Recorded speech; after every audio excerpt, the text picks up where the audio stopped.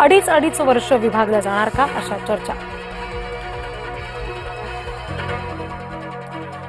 आरक्षण सोडत निघाल्यावर भाजपचा महापौर पदाचा चेहरा ठरणार. जानेवारी अखेरीस महापौर निवड. मुंबई मनपातला भ्रष्टाचार ठरणार कळीचा मुद्दा. ठाकरे आणि भाजपने तलवारी परसल्या. तुम्ही मुंबईच्या विकासासाठी बांधील आहात. फडणवीसांनी दिला नवनिर्वाचित नगरसेवकांना कानमंत्र. मराठी माणसावर ठाकरे आणि भाजपची दावेदारी. बीएमसी निकालानंतर सुटले शब्दबाण. जनतेने आम्हाला कामाची पोचपावती दिली. महापालिका निकालावर मंत्री भरत गोगावले यांची प्रतिक्रिया. यंदा आमचा महापौर करा. शिवसेनेच्या गोटातून समोर आली मागणी. शिवसेनेच्या मागणीवर देवेंद्र फडणवीस यांचा दावा. आमचा महापौर बसवायचं परमेश्वरानंच ठरवलंय.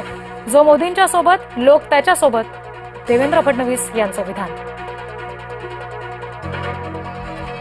पराभवाने खचू नका. सत्ताधाऱ्यांना पुरून उरा. राज यांचे नवनिर्वाचित नगरसेवकांना आदेश. मनसेची चेष्टा. कुटुंब एकत्र, मात्र मनसेचा केवळ 6 जागीच विजय. मनसेचा उपयोग करून घेतला. नाव न घेता संतोष धुरींचा उद्धव ठाकरेंना टोला.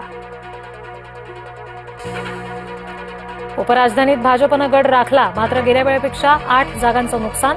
भाजपला बंडखोरांचा फटका बसल्यानं नुकसान. पंतप्रधान नरेंद्र मोदी आसामच्या दौऱ्यावर. काँग्रेसने आसामकडे दुर्लक्ष केल्याचा ठेवला ठपका. नवी मुंबईची ओळख द्विगुणित करणार. भाजप प्रदेशाध्यक्ष रवींद्र चव्हाण यांचं वक्तव्य.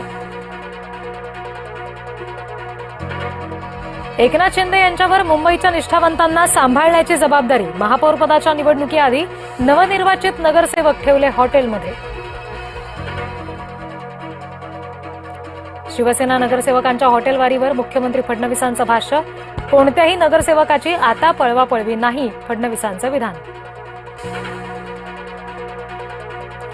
बारामतीच्या गोविंद बागेत काका पुतण्याची भेट. आगामी झेडपी निवडणुकीसंदर्भात चर्चा झाल्याची शक्यता. जनतेसोबत रहा, विकासाची कामं करा. एमआयएमच्या विजयी उमेदवारांना असदुद्दीन ओवेसींचा कानमंत्र.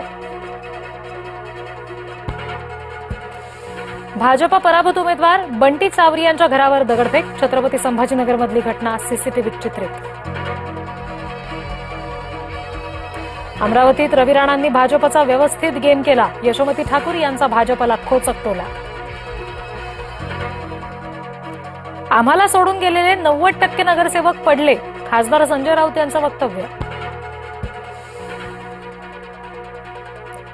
दलित आणि ओबीसीत सुंदर मुली नाहीत. मध्य प्रदेशमधील काँग्रेस आमदार फुलसिंह बरेयाच्या विधानामुळे संताप. बांगलादेशात हिंदूंवर अत्याचार सुरूच. एका महिन्यात 8 हिंदूंची हत्या. हत्या प्रकरणात 3 आरोपी ताब्यात. इंडिगोला 22 कोटींचा दंड. हवाई वाहतूक रखडवल्यामुळे केंद्र सरकारची कारवाई. संभाजीनगरमध्ये विजयानंतर उमेदवारांना तलवार मिरवली. शिवसेनेचे विजयी उमेदवार अभिजित जीवनलाल यांचा आतताईपणा.